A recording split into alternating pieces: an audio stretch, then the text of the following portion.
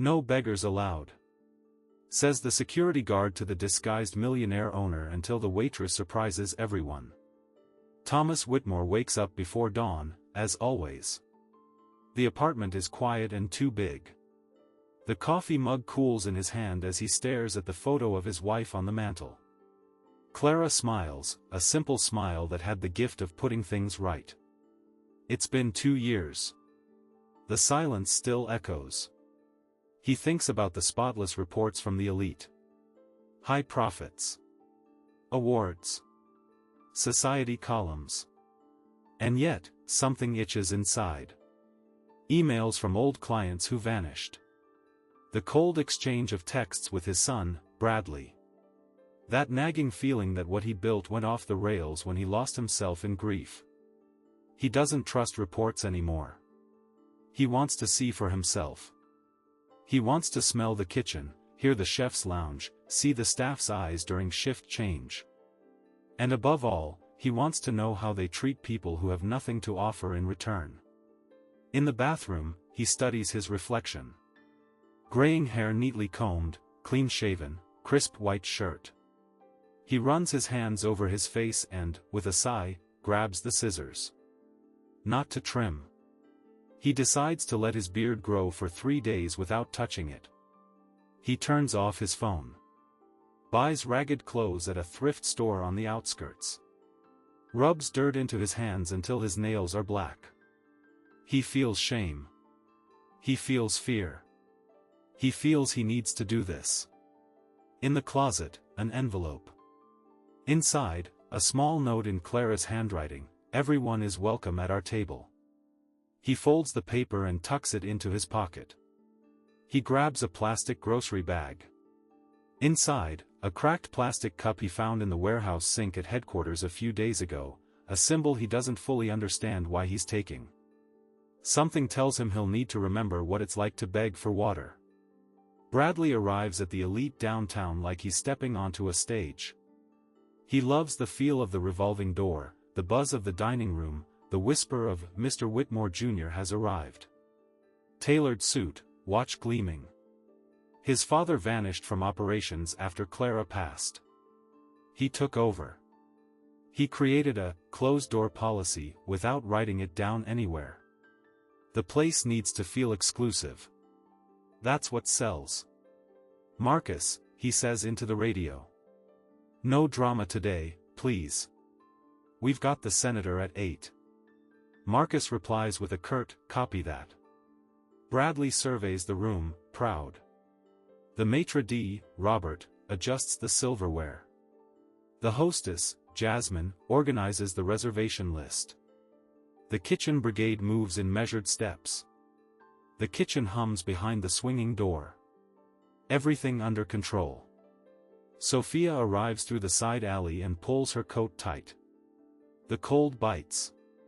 She thinks of Luna sleeping at her grandma's. Thinks of the meds running out on Friday. Thinks of the bus that's already late twice today.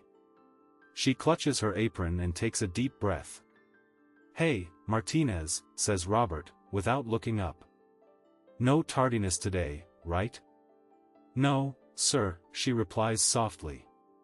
She's learned to smile even when her hands shake. Learned to swallow comebacks. But she hasn't learned to close her eyes. Every night on her way out, she sets aside 2 to-go boxes with leftovers that would otherwise hit the trash. She stumbles to the corner and hands them to folks with nowhere to eat. It's a secret. It's a risk. But how could she not? Cut to the sidewalk outside the elite. Thomas, beard growing in, ragged clothes, leans discreetly against the side. He doesn't want a scene. He wants to watch. He wants to ask for a glass of water and see what happens to someone who asks for little. Marcus spots him before he takes another step. The security guard's gaze is professional, assessing. He moves like he owns the space. He grabs Thomas's arm firmly. "Hey. Not here. A glass of water. There's a sign right there, we reserve the right to refuse service to anyone. I'm reserving my right to tell you to beat it. The shove lands hard on his shoulder. Sharp pain. Two customers pause nearby. A woman stifles a laugh. A man wrinkles his nose. Please, Thomas insists, his voice catching. Water. Water's in the gutter. Move along, bum. The radio on Marcus's chest crackles. Trouble? It's Bradley. Intruder. Handled. Call 911 if you need to. Don't let up, Marcus. Bradley appears at the door like a show host. He looks Thomas up and down.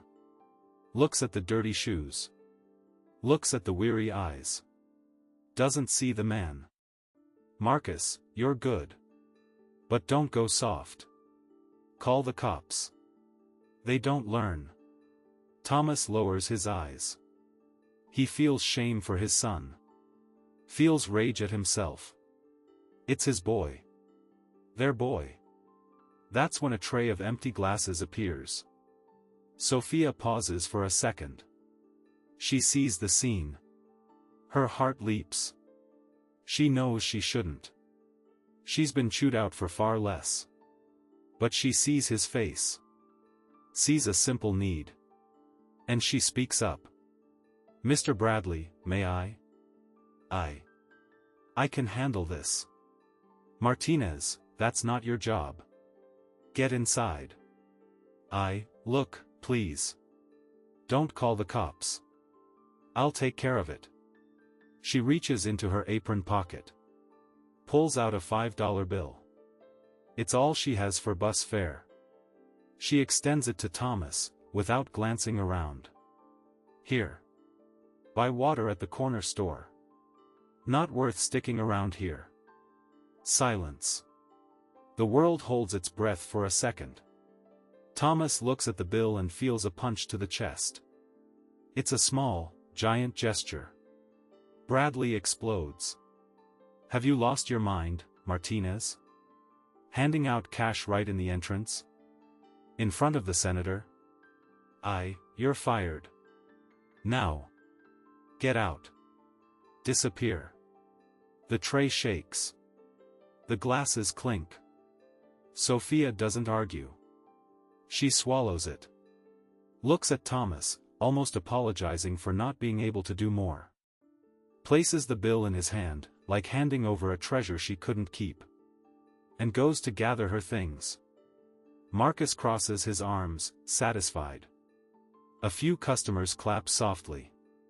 Others look away. Thomas pulls himself together to keep from collapsing.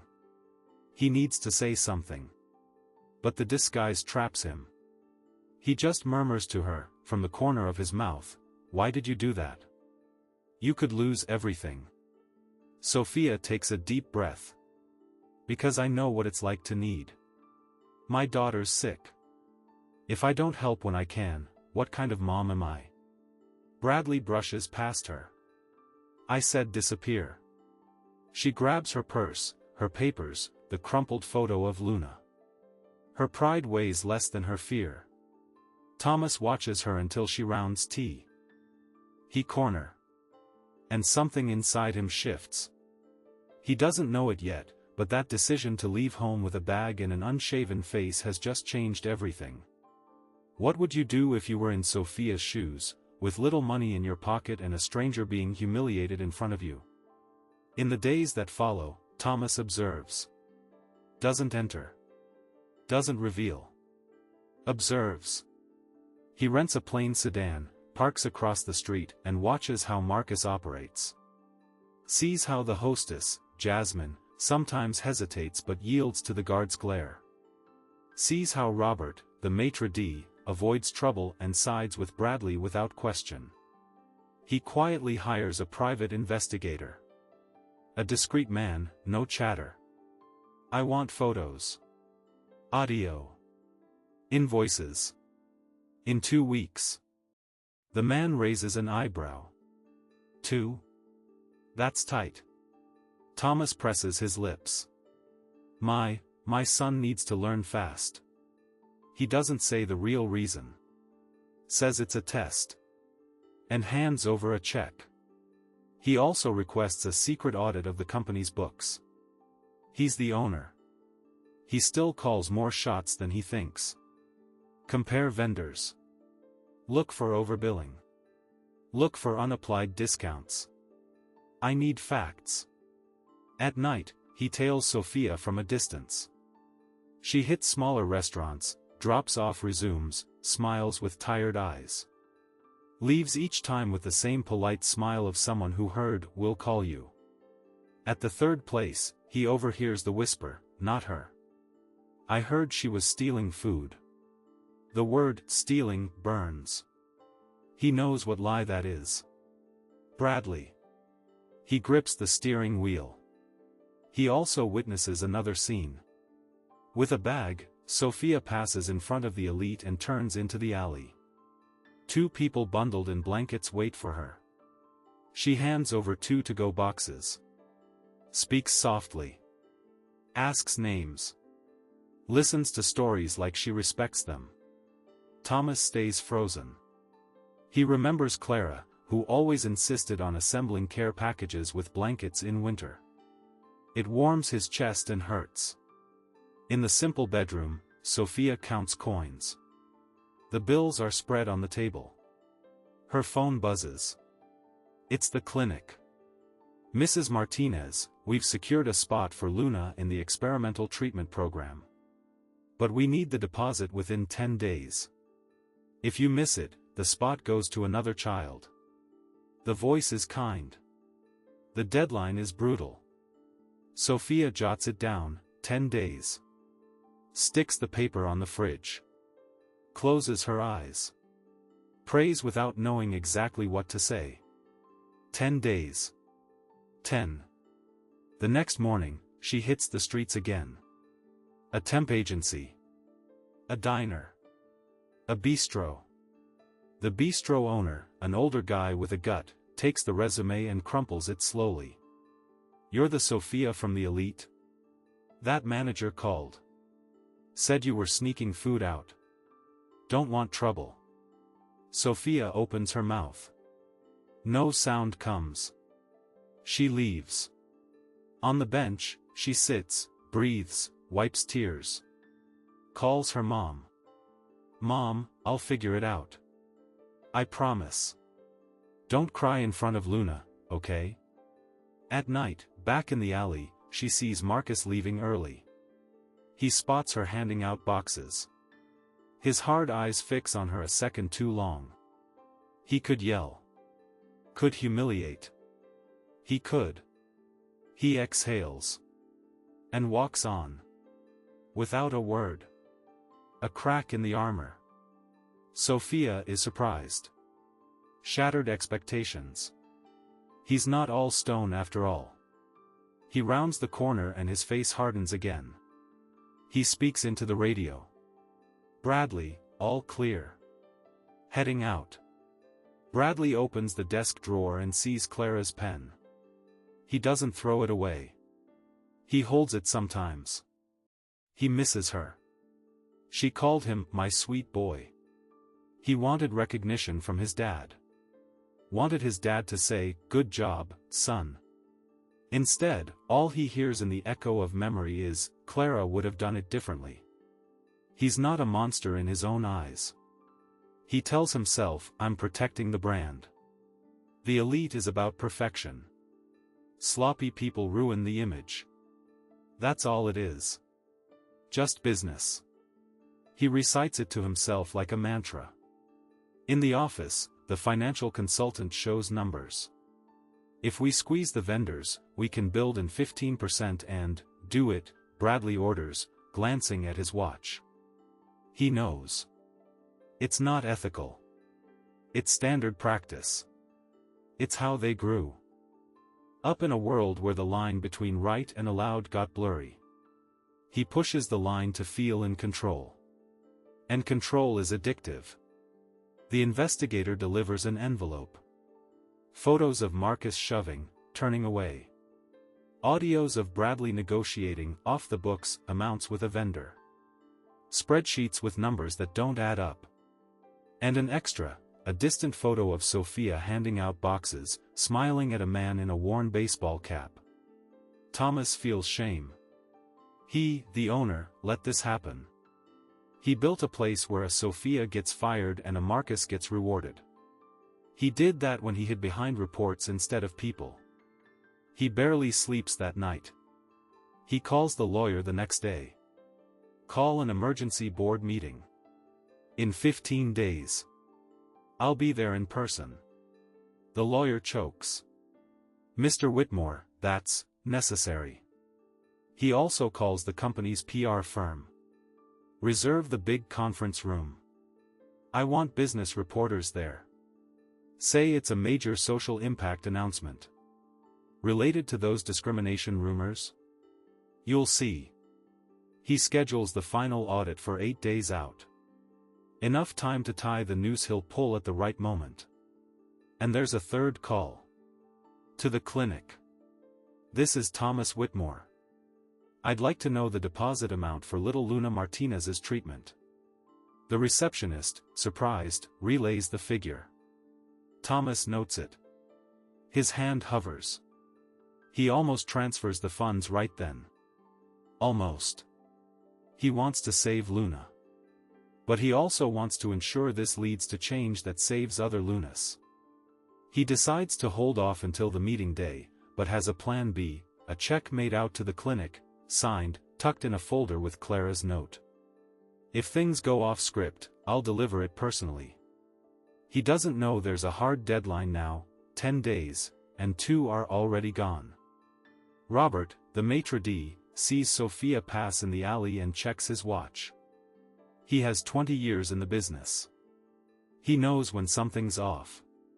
He didn't like how Bradley fired her. But he didn't speak up. He's got 2 daughters. Bills to pay. He knows biting the hand that feeds you invites trouble. Still, the image of Sophia trembling sticks in his head.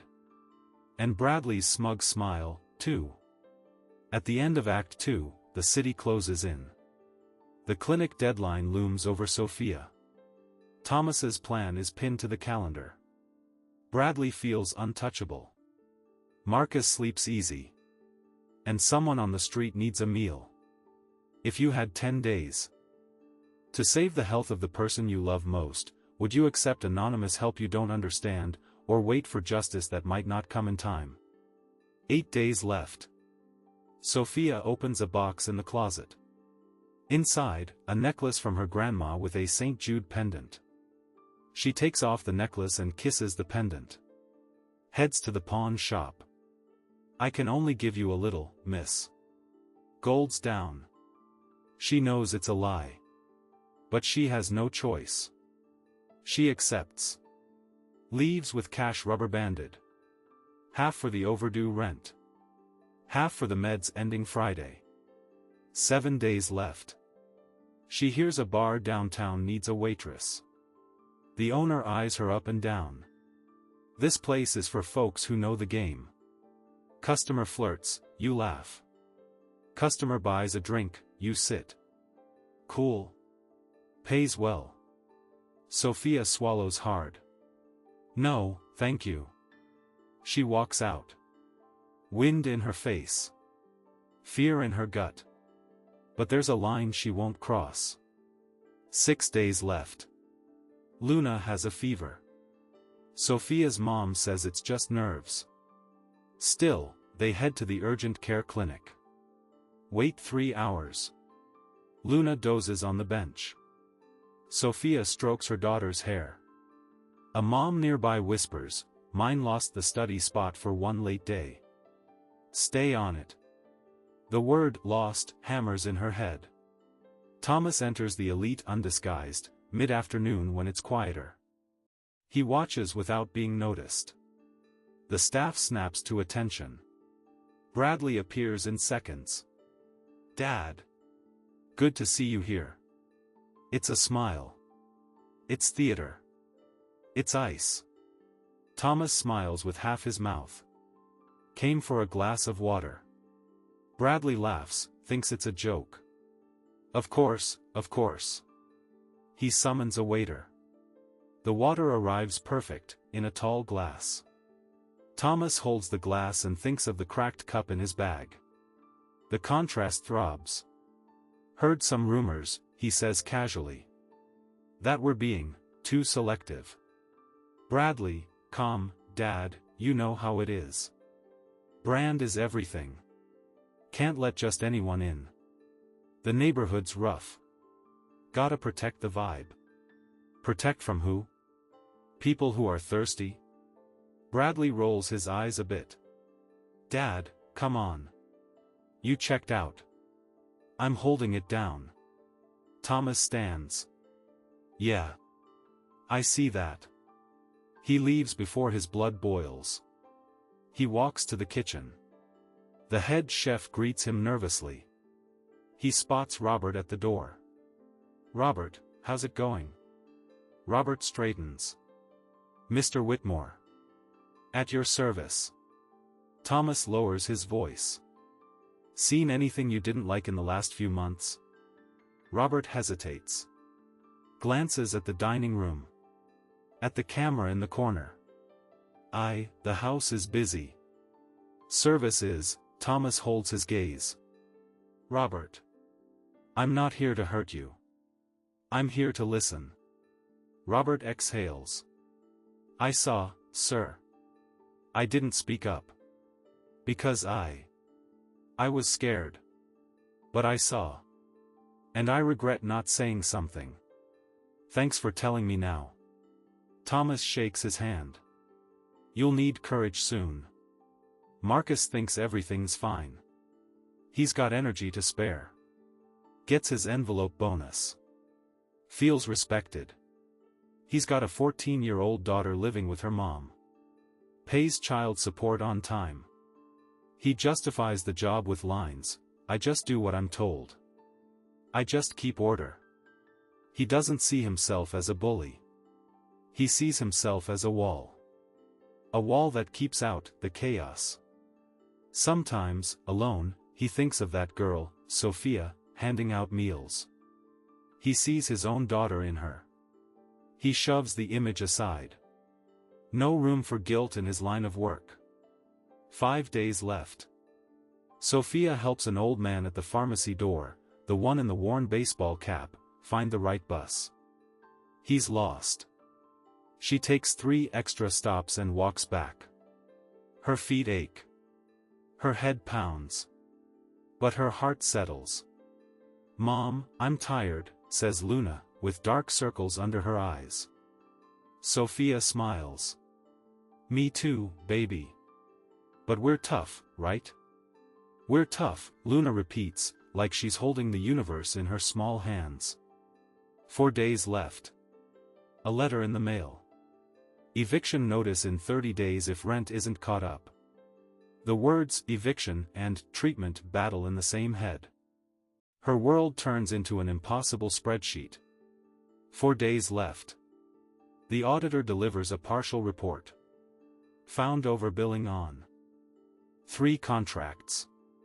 1 ties to undeclared cash payments. Thomas nods. Good. He calls the lawyer. Prep the firings. I'll take the heat. He preps the meeting too. Reserves seats. Invites 2 magazines. Invites a gossip site that loves scandals. Knows it will hurt. Hurt inside and out. But he thinks of Clara's note in his pocket. And presses on. 3 days left. Thomas can't take it. Calls the clinic. Can you hold Luna's spot? Sir, there's a wait list. Only until Friday. Friday. He checks the calendar. Friday is after the meeting? No. Meeting's Thursday morning. Still time. If it all goes smooth. He prints the check. Tucks it in a blue folder with the cracked cup and Clara's note. Puts it all in the plastic grocery bag. It looks odd, a man in a fine suit holding that bag. Thomas wants that. Wants the reminder. 2 days left. Luna's fever spikes. At urgent care, The nurse says take her to the ER if it hits 102. At night, it does.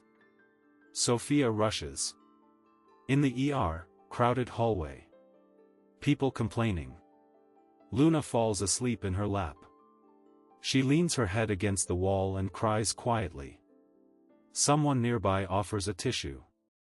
She accepts. 36 hours left.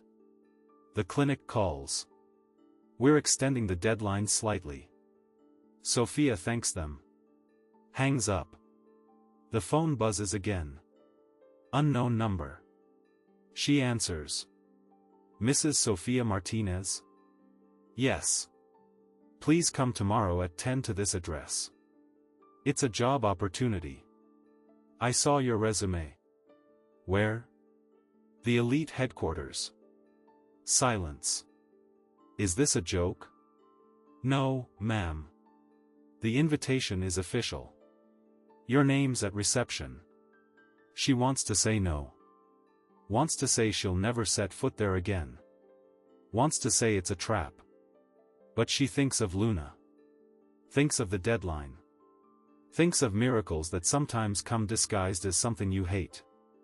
24 hours left. Sophia leaves Luna with her mom and promises to be back soon. I'm going to get something good, baby. Bring ice cream too? I will. If it works out. That night, she lays out her simplest, cleanest clothes. Looks in the mirror and whispers, "You can do this." It's a promise and a plea. 18 hours left. He's transferred the content to a USB drive. The investigator's images. Audios. Spreadsheets. He knows he'll expose his son. It hurts just to think. He loves Bradley. That's why he has to do it now. Love isn't letting it rot. 12 hours left. He sleeps too. Wakes with the shove scene replaying in his head. The clock says FO. URAM. He takes a cold shower. Puts on a dark suit. Grabs the blue folder. Slips it into the plastic bag. Heads out. How much is a person's dignity worth when the world seems to buy your silence with humiliation? The big conference room at the elite headquarters is packed. Board members. Executives. The lawyer. PR team. 3 reporters. The air smells of coffee and anticipation. Bradley enters with a half-worried smile. He doesn't get the press presence but figures it's about a new international location. Marcus waits outside in a borrowed suit, dreaming of a promotion. Thomas enters holding the plastic grocery bag. It draws eyes. Out of place. He sets the bag on the table next to his laptop. The photographer's camera clicks. He thanks everyone and takes a deep breath. Ladies and gentlemen, thank you for coming. I'm going to tell you a story about water. Someone chuckles awkwardly. Thomas presses on. 2 weeks ago, I needed a glass of water at the door of the elite. He starts the projector. First image, a bearded, dirty man held by a guard. Marcus shifts uncomfortably outside. Bradley's face darkens. Thomas continues, "That man was me." Murmurs ripple. A reporter adjusts his glasses. Bradley fidgets in his seat. "Dad, I asked for water. Got a shove. Got humiliation. Got disgust." He cycles through photos. Short videos. Audio of Bradley's voice on the radio, "Call the cops." Thomas doesn't look at his son. Not yet. "My wife, Clara, said, character shows when no one's watching. I wanted to watch. And I saw things that shame me." He displays the audit charts. Found overbilling on 3 contracts. Found money missing from the books. Found an unwritten policy picking who gets to be human. The scandal site rep scribbles furiously. Board members shift. The lawyer clears his throat. Bradley raises his hand. Dad, this is a show. Not necessary. Quiet, Bradley. Silence. A weight drops on the table. First time Bradley's heard that tone from his dad in years. Thomas opens the plastic bag. Pulls out the cracked cup. Shows it to the room. I carried this that day. An old, ugly, broken cup. But useful. It's a symbol of what we've been throwing away, people who look wrong at our door. He sets the cup on the table next to the laptop. Pulls out a folded paper. Clara's note. Everyone is welcome at our table. He reads it aloud. A pause. Someone at the table dabs their eyes. I saw something else that day. A woman fired for offering a stranger $5. A woman named Sophia Martinez. The door opens. Robert enters, nervous, with Sophia behind him in simple clothes and wide eyes. Thomas invited her discreetly. Robert agreed to help, swapping hidden texts away from the restaurant group chat. He broke his own fear. Sophia stops at the door, thinking it's a setup. Thomas opens his arms, not touching her. Sophia, thank you for coming. She stares at the reporters. Wants to bolt. Stays. Thomas goes on. The day I was humiliated at my own restaurant's door, this woman offered me everything in her pocket. Didn't know me. Had a sick daughter. Still, she chose kindness. A reporter raises a hand. Did you know about the illness? Learned later. And today, in front of everyone, I'll say what I'm doing. He turns to the board. From now on, the elite won't stand for exclusion. I'm firing my son, Bradley Whitmore, from his position as manager of the elite downtown, for conduct against company values. I'm also removing his name as primary beneficiary in my will. He'll get the legal minimum until he proves he can rebuild his character. Bradley's eyes widen. Dad, no. Hear me out. I did what was needed to humiliate, Bradley. To skim from the kitchen? To teach your team to look at thirsty people with disgust? Bradley stands, voice shaking. I was holding the brand. He looks around. Seeks an exit that isn't there. Thomas doesn't yell. You'll work a year in city shelters. Look in the eyes of those you turned away. If you want back in, start from the bottom. No title. He turns to the door. Marcus. Marcus enters, sensing the buzz. Thomas wastes no time. You're fired. And you'll be sued for assault, caught on video. And for involvement in the overbilling scheme, if the audit confirms. You can use company counsel. I won't deny that. But you won't set foot in any of our locations starting today. Marcus bites his lip. For a second, his eyes dart. He looks smaller. I just did what I was told, he mutters. Shattered expectations, the toughness gives way to a thread of weakness. But it's no excuse. Thomas exhales. Doing what you're told isn't an excuse for losing your humanity. He turns back to the reporters and board. And now the real announcement. 20% of all chain profits will go to social assistance programs. We'll launch Open Table, dedicated hours with dignified meals for those experiencing homelessness. And more, we'll hire and train anyone ready to start over. A board member raises a hand. Mr. Whitmore, that could hit profits. Shareholders, Thomas meets his gaze. I'm the majority shareholder. And I say profit without soul isn't worth it. Long-term, brand value grows when we do right. That's my commitment. Fire me if you want. I won't change. Silence. The front row reporter shakes her head, noting. Real admiration in the air. Shock too. Thomas turns to Sophia. Miss Martinez, I have a request and an offer. First, forgiveness.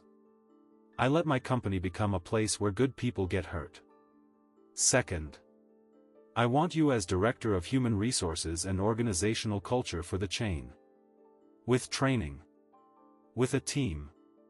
Fair salary. And full health coverage for Luna. Sophia's eyes widen, breathless. Sir, I don't have a degree. I don't know, you have something no one can teach, an honest heart. The rest, we learn together. She opens her mouth again and bursts into tears. Robert steps forward, hand on her shoulder. Take it, Sophia. Thomas grabs the blue folder. Pulls out the check. Hands it to Sophia. And here's the deposit for Luna's treatment. Go today. Now. The car will take you. Sophia clutches the check like a newborn. Looks at the ceiling and whispers something only she and God understand. Then looks at Thomas. Thank you. I thought the world was erasing me. You lit it up. Bradley steps forward, tears in his eyes too. Sophia. I'm sorry. It's a part of him trying to humanize. Not much. But a start. Sophia looks at him, steady. I hope one day you see the difference between standards and respect. Thomas wraps up. Today we start over. In memory of the one who taught me what I sometimes forget. In memory of Clara. The photographer snaps non-stop. The reporter envisions the headline. Some board members stand to applaud. Others sit silent. The room fills with new air, something like hope. What is justice when a powerful person errs, public punishment, a chance to change, or both? In the car to the clinic, Sophia holds the check in her phone. The driver hits the turn signal. She thinks of Luna, her mom, the hug she'll give when things settle inside her. She enters the clinic, hands over the check, signs forms. The receptionist smiles genuinely. Congratulations, Mrs. Martinez. You're in. Sophia laughs and cries at once. Calls her mom. Mom, it worked. It did. On the other end, her mom prays aloud. Luna in the background, excited, ice cream, mommy? Ice cream, Sophia replies, laughing. When she gets home, the neighbor, who never says much, claps softly. I saw it on the news. That thing at the Elite. You're brave. Sophia lowers her eyes, humble. I just did what felt right. In the days after, Thomas works like he hasn't in years. Sits with lawyers. Cleans house on the board. Reviews contracts. Calls honest vendors who'd fallen off the radar. Rehires cooks let go for not fitting the profile. Snaps once or twice at red tape, but circles back with apologies. He changes the heart's tone before the memos. He also visits Sophia. Stops by her apartment on a simple evening. Knocks. When she opens, he kneels. He, the millionaire, drops to one knee on the cold linoleum. Forgive me. Not for firing you, I wasn't there. But for letting my name be used to hurt. Sophia sobs, like it's cleansing her chest's corners. I forgive you. And, thank you for Luna. Thomas takes her hand respectfully, like holding a bird's wing. Bradley faces public shame. Outlets call him arrogant. Friends ghost. A few call, offering, crisis PR. He declines. Knows it's not an image crisis. It's a character one. He arrives at the shelter for the first time as a volunteer. The smell is strong. The story's bigger. A big bearded man approaches. You the guy from TV? Bradley nods, embarrassed. The man pats his shoulder. Welcome. Here, everyone starts washing dishes. Bradley smiles awkwardly. washes dishes, washes floors, washes his soul, slowly. At the end of the first weeks, he sees Sophia arrive with a box of donations from the elite's new program.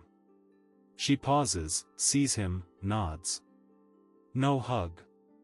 No long talk. Distant respect. Enough for now. Marcus faces lawsuit. Loses his security license.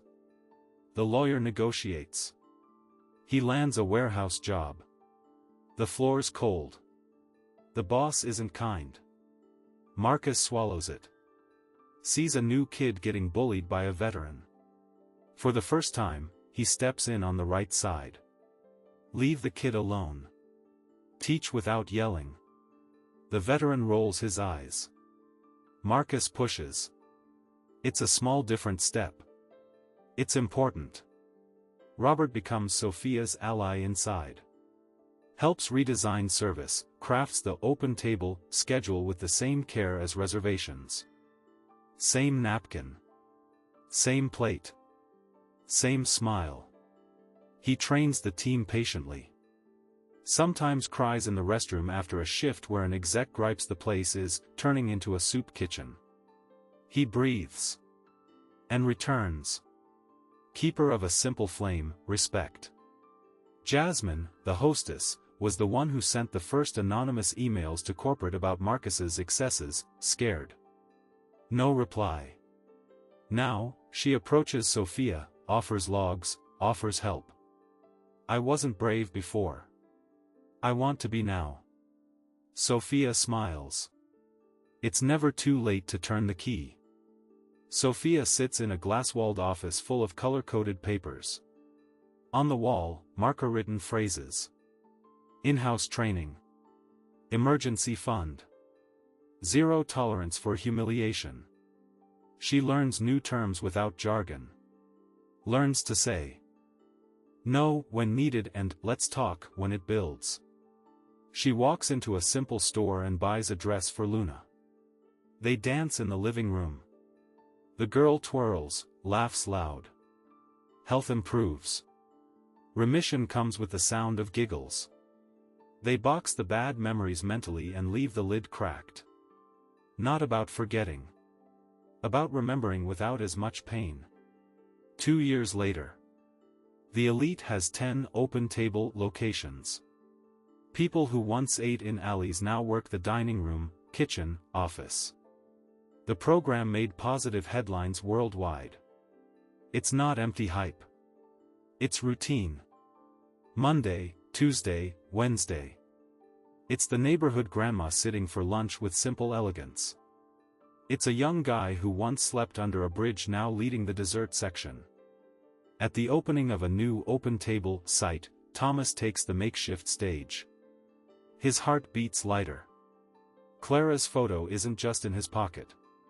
It's on the entrance plaque, everyone is welcome at our table. No exceptions. In memory of Clara Whitmore. The words from that yellowed paper, now in bronze. He speaks, voice clear. We messed up. We fixed it. We'll mess up again, but we'll fix it again. Because this isn't about food.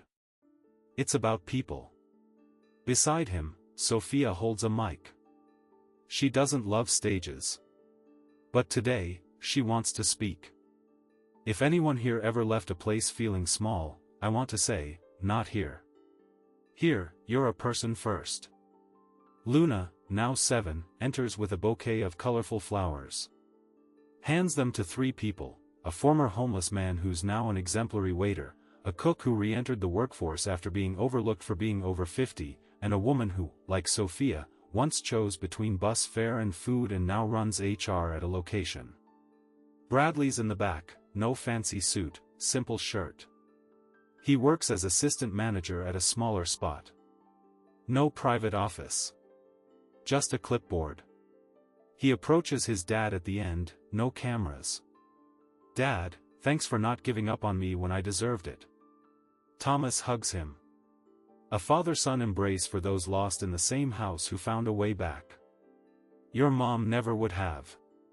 I learned from her. Robert claps quietly. Jasmine cries unashamed. Marcus, from afar, sees the story in the paper and pauses on the page. He touches the plaque photo with a fingertip and exhales deep. Maybe he'll call his daughter today. Maybe drop off a hot meal to someone on the way. Thomas holds the cracked cup again. Keeps it in his office. As a reminder. Traces the crack and smiles. The crack doesn't stop the cup from holding water. Our cracks don't stop us from holding each other. The camera, if there were one, would pan slow across the elite's facade. Catch the plaque. Catch Sophia's smile. Catch Luna's hand in Thomas's. And linger a long second, giving the heart time to rearrange. In a world that often confuses worth with looks, what small acts of kindness are you willing to keep, even when no one's watching?